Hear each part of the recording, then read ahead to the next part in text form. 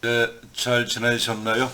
원래는 오늘 이번 주 수업을 할까 했는데, 그리고 여러분들을 또 한번 이제 읽었을 테고, 여러분들 개인의 생각을 한번 발표하라고 하고 싶어서 만나려고 했는데, 이번 주도 추석 전까지는 어렵다고 하니까, 또 군부대 내에서도 이런 통행이 어렵다고 해서 이번 주도 최근 논문이 나온 게 하나 있어서 그 논문 갖고 쭉 읽으면서 이 얘기 저 얘기 하면서 어떻게 논문을 쓰는지를 한번 예를 이 글 갖고 한번 보도록 하겠습니다.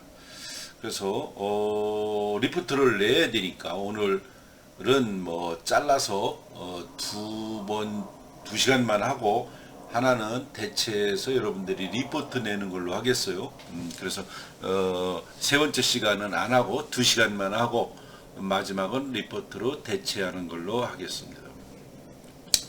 자, 이 글자를 이 중 글자를 여러 면으로 볼 수 있죠. 여러 가지 방향으로 볼 수 있는데 우리가 지난번에 봤던 것들은 이제 개인적인 이런 걸로 봤다면 여기에서는 사회와 개인의 갈등으로 이 작품의 포커스를 한번 맞춰 보도록 하겠어요.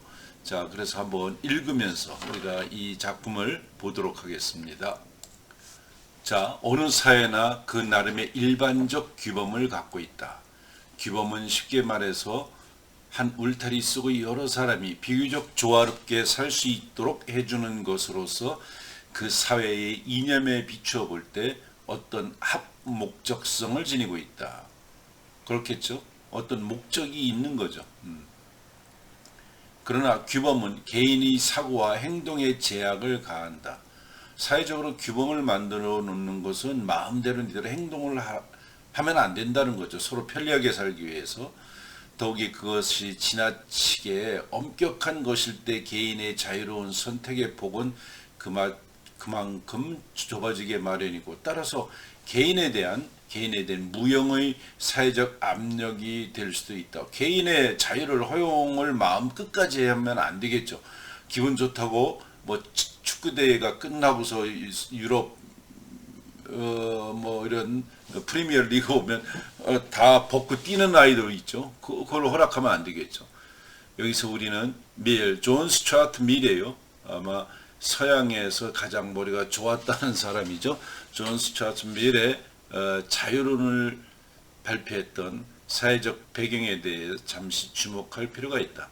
당시 영국은 유럽의 어느 나라보다도 정치적, 종교적 자유를 구가하고 있었다.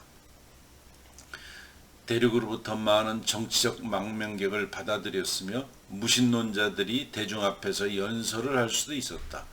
그런데도 미리 자유에 대해 지필할 필요를 느꼈었던 것은 남의 이목을 중시하는 체면의식이나 획일적 복종을 요구하는 칼빈주의의 금욕적 규범 등이 결국 개인의 개성과 자유를 크게 위협하는 사회적 압력이 되고 있음을 미리 간과했기 때문이었다. 다 그런 말이죠. 그 다음 중 글자의 배경이 되고 있는 17세기 중엽의 보스턴은 개인에 대한 사회의 압력이 특히 강했던 청교도 사회다. 그러니까 어떻게 보면 종교적인 힘으로 개인의 자유를 확 억압하는 거죠. 일례로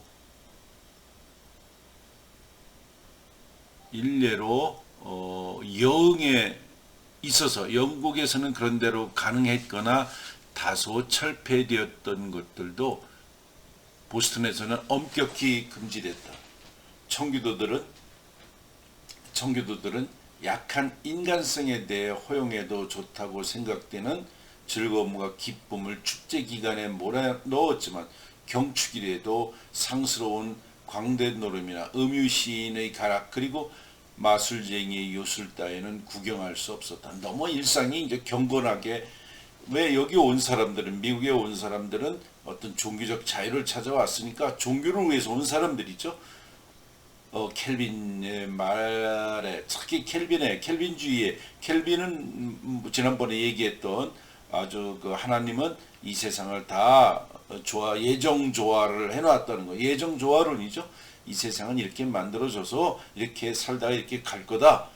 그래서 하나님 말씀 잘 듣고 하나님이 좋아하는 대로 살아야 된다. 이게 켈빈주의잖아요. 이 모든 여운거리들은 즐거움거리들은 엄격한 법률은 물론 일반 시민들이 정세에 의해 엄격한 제재를 받았기 때문에 이렇듯 엄격한 금욕적 성향은 청교도들이 신봉했던 켈빈주의에 기인한다. 그 핵심은 원죄론과 예정설로 요약할 수 있는데 간단히 말해 원죄로 인해서 우리 인간은 아담과 이브의 그 후손에 이어서 오리지널 신이 있죠. 원죄. 이런 원죄로 인해 타락한 인간의 심성이 죄로 더 이상 물들지 않도록 계율을 철저히 준수해야 한다는 것. 그리고 인간의 구원과 형벌이죠. 형벌은 미리 예정되어 있는데 죄는 구원받지 못할 것으로 예정되어 있다는 증표라는 것이다. 켈빈주의를 철저히 신봉했던 청교도들의 죄에 대한 강박감은 작품 첫머리에 암시되어 있다. 그러니까 우리 인간은 아담과 이브의 후손들이고 그 죄를 벗어날 수도 없고 그래서 결국은 그 죄를 벗어나는 길은 하나님이 이런 사람을 좋아한다는 거예요. 전번에도 얘기했처럼 기도하고 근검전략하고 경건하고 노동하고 옷 같은 것도 아끼고 어떤 쾌락을 즐기지 않는 이런 사람을 하나님은 좋아하고 그런 사람이 천당에 갈 거라는 것이지. 그러니까 그것을 철저히 믿는 사람들이죠. 새 식민지를 건설한 사람들은 인간의 덕성과 행복을 위한 어떤 유토피아를 본식 구상했는지 몰라도 가장 먼저 해야 할 일은 천여지의 일부를 묘지로 또 다른 일부를 감옥터로 떼어두는 것이라고 깨달았다. 잘못하는 놈들, 켈빈주의 어긋난 놈들은 잡아서 일단은 깜빵을 보내야 되니까. 새카만 색조의 청교주의를 몸에 걸친 초기 이주민들, 다음 세대들, 중글자의 주요 인물들이 이해당하는데 이 죄를 얼마나 경계했으며 또 죄에 대해 얼마나 혹독한 입장을 취했는지 짐작할 수 있었다. 헤스터 프린을 구경하러 시장에 모인 사람들이 대표적인 5명의 아낙네들의 반응은 극중 코러스 역할을 하면서 죄에 대한 보스턴 사회의 엄혹한 태도를 여실히 보여준다. 아무리 가볍게 처벌한다 해도 헤스터 프린의 이맛배기에 시뻘건 쇠로 낙인을 찍었어야 한다라는 한 부인의 말에 모두 동의를 하죠. 자, 이게 그 시대의 이제 이데올로기일 수 있죠. 종교적 신념에 기초한 이상사회 건설을 위해 목숨을 걸었던 만큼 초기 이주민들이 죄에 대해 전혀 용서할 줄 모르는 엄격한 징벌적 태도를 보였던 것은 한편 이해가 간다. 다른 한편으로는 이처럼 독선적인 사회는 개인, 특히 헤스터처럼 계율을 어긴 개인에게는 엄청난 압력을 가했을 것이고 이때 사회와 개인의 갈등은 불가피하다. 물론 일말의 의심도 없이 체제에 순응한다면 그 갈등은 미미할 것이다. 그러나 헤스터의 죄는 그녀를 사회적 압력을 온몸으로 받아야 하는 상황으로 내몰 수밖에 없었다. 더욱이 불륜이 죄라는 것은 인정하면서도 내심 사회의 징벌은 부당하다는 그녀의 속마음을 감안하면 그녀가 느꼈을 갈등은 극심했을 것이다. 그리하여 그녀는 자신의 양심과 스스로 선택한 원리에 따라 보스턴 사회를 거부하는 다분히 반항적인 태도를 암암리에 드러내고 있는 것이다. 그렇죠? 이렇듯 사회와 개인의 갈등은 주은글자의 중요한 주제이며 주인공의 심리와 행위의 상당 부분을 설명해 주는 핵심 모티프라고 생각된다. 이 작품에서 호드는 작중 인물들에게 사용하고 있는 보스턴 사회의 위력을 드러내 보여주고 있으며 행위는 경제적인 이유로 주로 헤스터와 사회의 갈등에 초점을 맞추고 있다고 로퍼도 일찍이 지적한 바 있다. 실상 한 개인의 정체성이라는 것도 본인이 바라는 대로 형성되기보다는 개인과 사회의 협상에 의해서 결정되는 것이며 호도는 이 점을 분명히 하고 있다. 따라서 이 논문에서는 압력으로서 청교도 사회와 이에 순응하기를 거부했던 한 인간의 갈등, 즉 양자사의 역학적 관계라는 점에서 주어 글자를 한번 보고자 한다. 논문이 이제 우리가 지난번에 봤던 논문하고는 문장도 좋고 의도도 분명하죠. 그러면 이제 본론에 들어가서 이런 얘기를 한번 또 이어서 보겠습니다. 자, 주어글자는 진부한 삼각관계를 소재로 하고 있다. 그러나 이 작품은 일반 연애 소설과는 구별되는 몇 가지 특징이 있다. 그 하나는 세 주요 인물의 인간관계가 중요하게 다뤄지지 않고 있다는 점이다. 아니, 인간관계 자체가 거의 이루어지지 않고 있다. 그래서 이 작품은 사랑을 다룬 역사적 로맨스 혹은 어떤 도덕적 관념을 극화한 작품이 아니라 고립에 관한 이야기라는 주장도 일리가 있다. 그리고 주인공 헤스터와 딤즈데일의 사회적 고립은 결국 사회와의 갈등의 근본 원인이 있는 것이다. 또 하나의 특징은 연애 사건이 이미 완료된 상태에서 작품이 시작하고 있다는 점이다. 우리가 헤스터를 처음 만나는 것도 그녀가 서너 달 된 아기를 안고 옥문을 나설 때이다. 결국은 이 사람이 대중작가가 아니기 때문에 남녀가 사랑하고 뭐하고 이런 사랑의 장면 같들은 다 이제 삭제하고 여기서부터 시작을 한다고 지난번에 우리 한번 했죠. 맨 처음 독자의 주목을 끄는 것은 헤스터의 타고난 위엄과 강한 성격이다. 치욕의 상징인 주어 글자를 가슴에 달고 걸어 나오는 그녀의 얼굴은 붉히기도 하지만 한편으로는 오만한 미소와 거리낌 없는 시선으로 군중을 둘러본다. 헤스터의 이런 면모는 좀처럼 바뀌지 않는다. 사건이 진행되면서 더욱 분명해지는 것처럼 그녀는 강한 개성과 뚜렷한 주관의 소유자이다. 또 귀부인다운 자존감과 귀부인다운 자존감, 초연함 이면의 뜨거운 열정도 함께 지니고 있다.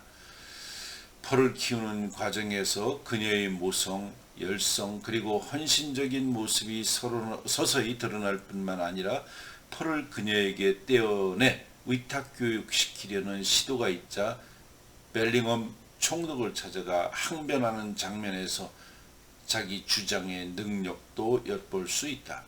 경솔해 보이는 일면, 즉 적어도 두 경우 사랑하지 않으면서도 칠링워스와 결혼한 일과 그의 신분을 비밀로 하기로 한 약속도 있지만 이 경솔한 면도 있지만 아무튼 그녀는 강한 여성의 모든 특징을 막내하고 있다.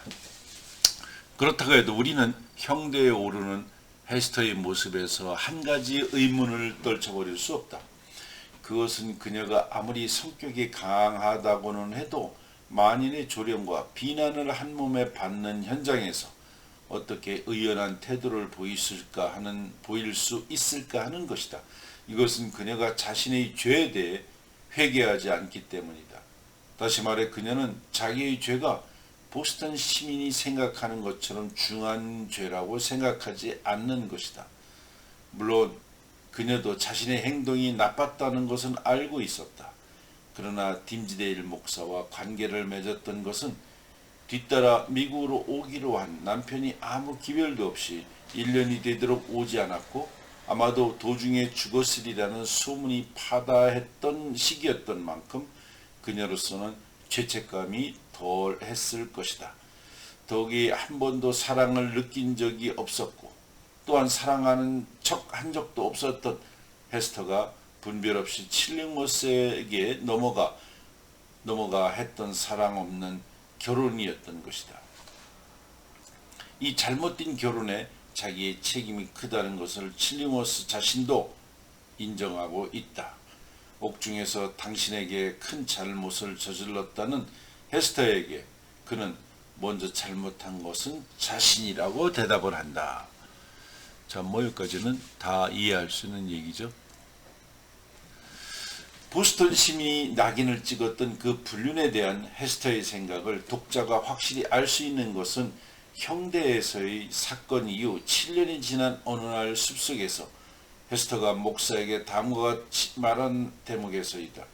우리가 한 짓은 나름대로 신성한 것이었어요. 우린 그렇게 느꼈잖아요. 서로에게 그렇게 말했었지요. 진실한 감정에서 우러나온 자연스러운 열정에 대한 헤스터의 이런 확신은 당시로서는 매우 이례적인 것으로 시대를 앞서가는 소위 신여성다운 헤스터의 면모를 독자에게 각인시켜준다. 헤스터는 세인이 지탄하는 자신의 혼의 정사가 칠링워스와의 적법한 관계보다는 더 진실된 것이었음을 인식하고 있었던 것이다. 이 소설의 3분의 2가 17장에 와서야 우리는 헤스터가 형대에서 그토록 오만할 수 있었던 이유를 비로소 이해하게 된다. 그녀는 자신을 비난하려고 모인 보스턴의 아낙네들에게 어쩌면 당신들은 정말 진실한 사랑이 무엇인지나 아세요? 하고 묻고 있었는지도 모를 일이다. 헤스터의 생각은 이처럼 뒤늦게 밝혀지는 데 반해 소설 앞부분에서 점잖은 보스턴 사회의 견해가 소개된다.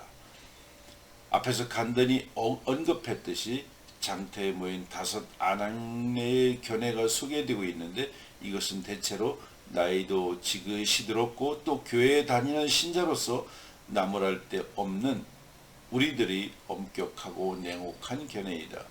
헤스터를 혹독하게 질타하는 부인네들의 목소리를 들으면서 우리는 그녀가 사회로부터 지나치게 부당한 취급을 받는 피해자 혹은 희생자라는 느낌을 받는다. 이런 인상은 헤스터를 신문하기 위해 배석한 보스턴의 높은 양반들이 부적합성을 꾸짖고 있는 아래의 글에서 더욱 강화된다. 그들은 의심할 나위 없이 선량하고 공정한 현인들이었다. 그러나 죄를 지은 여자의 마음을 심판하고 그물처럼 뒤에 얽힌 선악을 가리는 일에 있어 온 인류에게 지금 헤스터 프린이 고개를 쳐들고 바라보고 있는 이 준엄한 표정의 현인들보다 더 무능한, 그러면서 더 현명하고 덕망이 있는 사람들을 그들이 수만큼 선택하기란 쉽지 않을 것이다.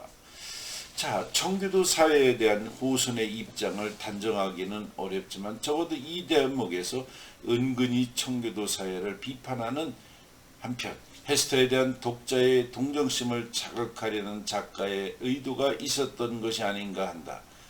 어쨌든 헤스터는 사회의 규범을 어긴 죄인으로서 처형대에 서서 개인의 사정을 전혀 헤아릴 줄 모르는 오직 징벌에만 몰두하는 가학적 사회의 압력에 호련히 맞서야만 했던 것이다.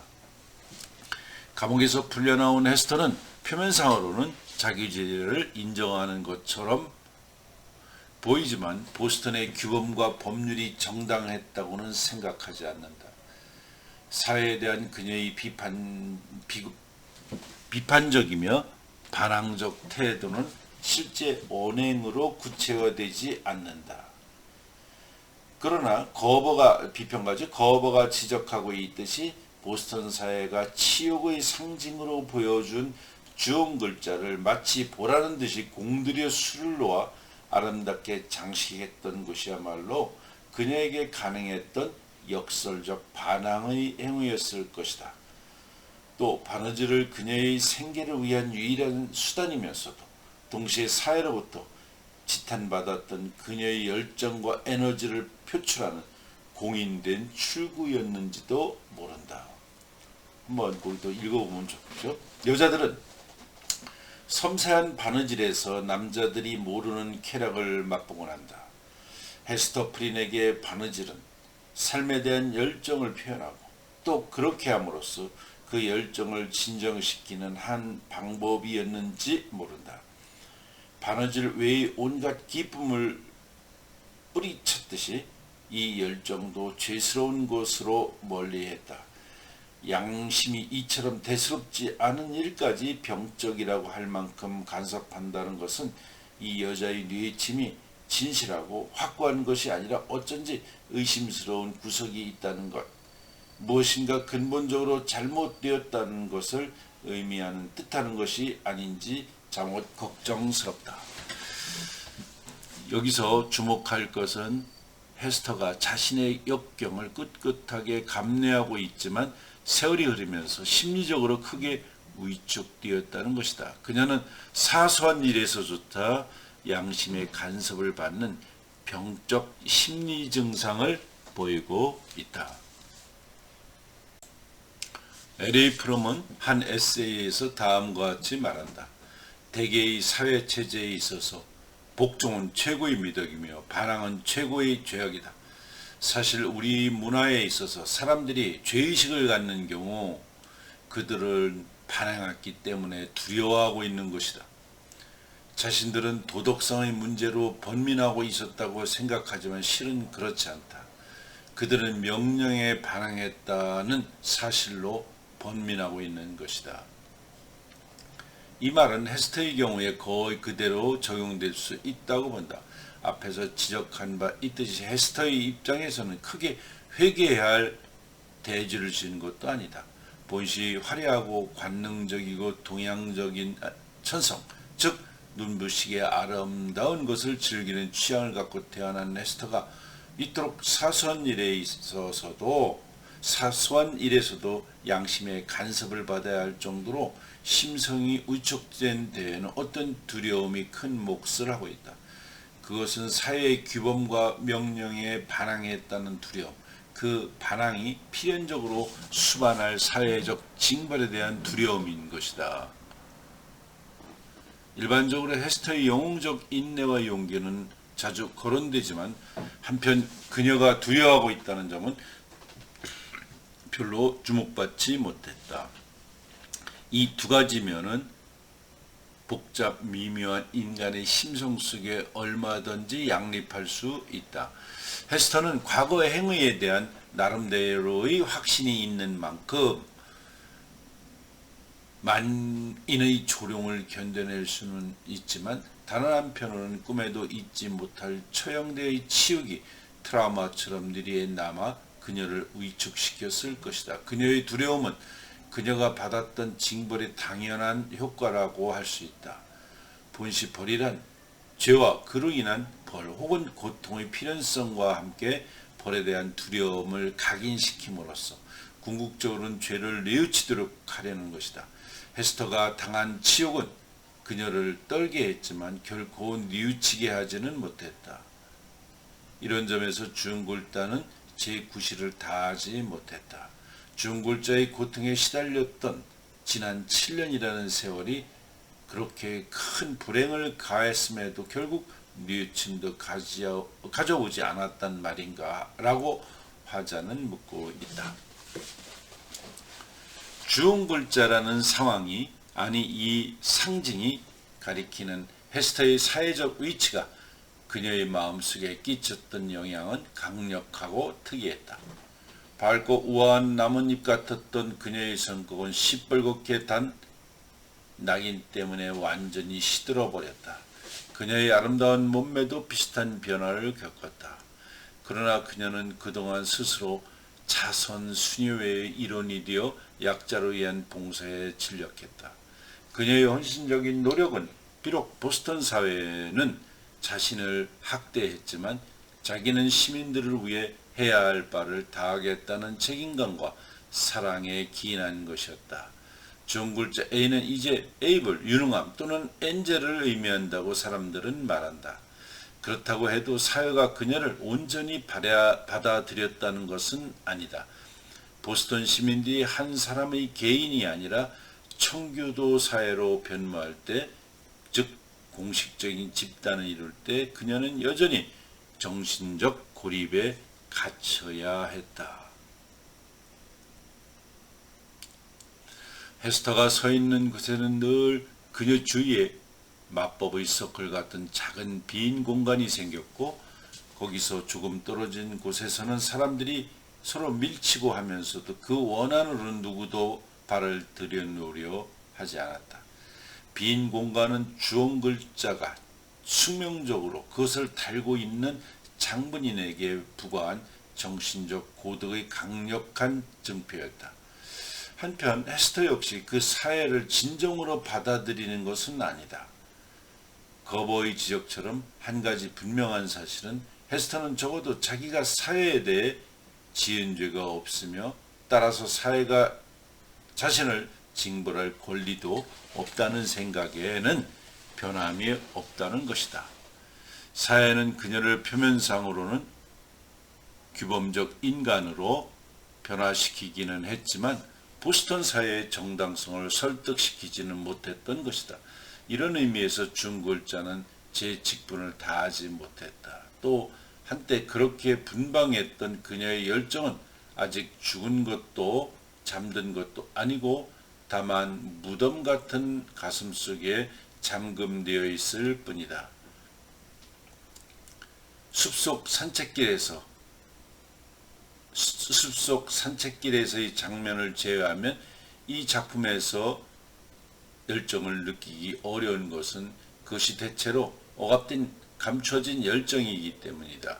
헤스터의 삶은 열정과 감정으로부터 이 사색으로 전환했다. 즉 사회적 압력에 그녀는 내성화될 수밖에 없었다.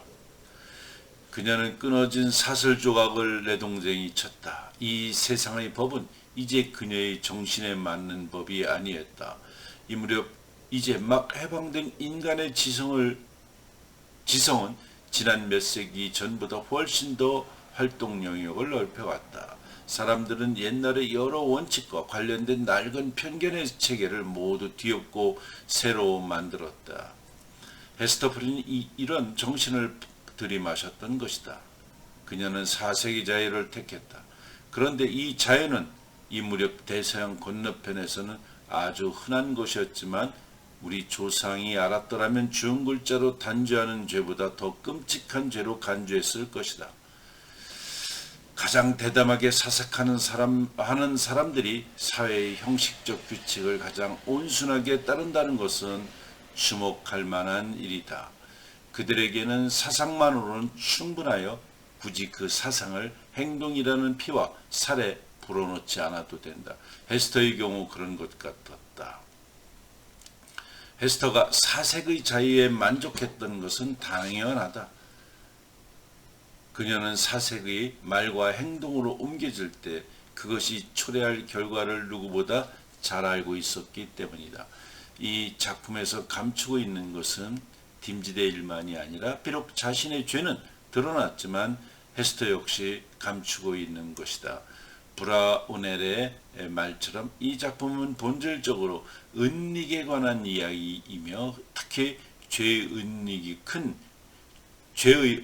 큰 죄가 되는 상황에서 벌어지는 죄의 은닉과 관련된 심리를 다루고 있다. 문장이 좀 그렇죠. 죄의 은닉과 심리를 다루고 있다. 이게 중요한 얘기겠죠. 딤지데일 목사가 외적으로는 사회로부터 최고의 존경을 받는 목사 행세를 하면서 한편으로는 한없는 죄책감으로 번민하는 죄인이라는 이중적 자아를 드러내고 있듯이 헤스터 역시 그에 못지않게 이중적이죠. 그죠? 헤스터도 굉장히 이중적이다. 헤스터의 정직성과 관련해서 한 비평가는 이렇게 말한다. 이렇게 대담하게 사삭하면서 또 그렇게 철저하게 순응하는 헤스터는 딤지데일 이상으로 두 사람이 되어버렸다. 내적 자아와 외적 자아가 완전히 일치할 수 없다는 것을 작가는 알고 있었고, 그래서 영 굿맨 브라운이죠. 젊은이 이 영 굿맨 브라운과 The Minister's Blackberry를 그냥 쓴 게 아니었다. 이게 이제 유명한 그 영 굿맨 브라운, 이게 호전의 작품 이름이에요. 또 더 미니스터스 블랙베일도 이 다 작품인데, 그렇다고는 해도 헤스터는 이중적 삶을 그만둬야 했다. 그녀는 딤지데일의 경우처럼 내적 외적 자 사이의 넓고 깊은 위선적 괴리를 치유해야 한다고 해야 한다.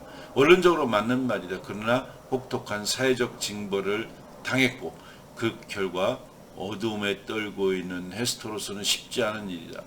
앞에 인용한 원문처럼 자유로운 사색은 만약에 우리 조상이 알았더라면 주운 글자로 단죄하는 죄보다 더 끔찍한 죄로 간주했을 테니까 말이다. 자, 좀 쉬었다가 쭉 한번 읽어보겠어요. 뭐 무리가 안 되는 좀 이해가 안 되는 부분만 설명하고